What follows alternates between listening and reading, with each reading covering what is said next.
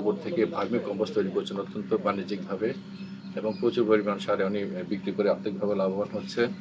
একই সাথে আমরা দেখলাম উনি বিভিন্ন জৈব সারও তৈরি করছেন। আসলে আমাদের কৃষিতে এখন যে জিনিসটা সবচেয়ে বেশি দরকার সেটা হচ্ছে জৈব কৃষি।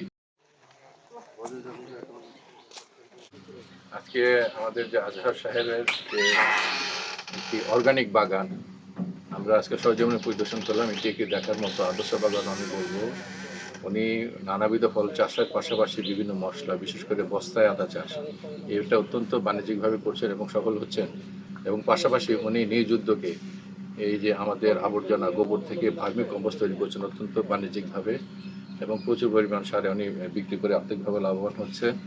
একই সাথে আমরা দেখলাম উনি বিভিন্ন জৈব সারও তৈরি করছেন। আসলে আমাদের কৃষিতে এখন যে জিনিসটা সবচেয়ে বেশি দরকার সেটা হচ্ছে জৈব কৃষি এবং ওনার মতো যা আরও উদ্যোক্তারা যদি এই জৈব কৃষির দিকে ঝুঁকি তাহলে আমরা একদিকে যেমন আমাদের স্বাস্থ্য ঝুঁকি কমে যাবে, আরেকদিকে হচ্ছে আমরা আর্থিকভাবে লাভবান হতে পারবো। এরকম ওনার মতো যদি অনেকে উদ্যোক্তা হয় তাহলে কিন্তু আসলে একদিকে আর্থিকভাবে লাভবান হবে এবং আমাদের কৃষির সার্বিক উন্নতি সফল হবে। তো আমি আশা করব ভবিষ্যতে ওনার পথ অনুসরণ করে ওনার দেখা থেকে স্থানীয় অন্যান্য কৃষকরা একই ধরনের বাগান একই ধরনের উদ্যোক্তা তরুণ হিসেবে কাজ করবে এবং একই সাথে আমি ওনার এই বাগানের আরও সার্বিক সাফল্য এবং উন্নতি কামনা করছি।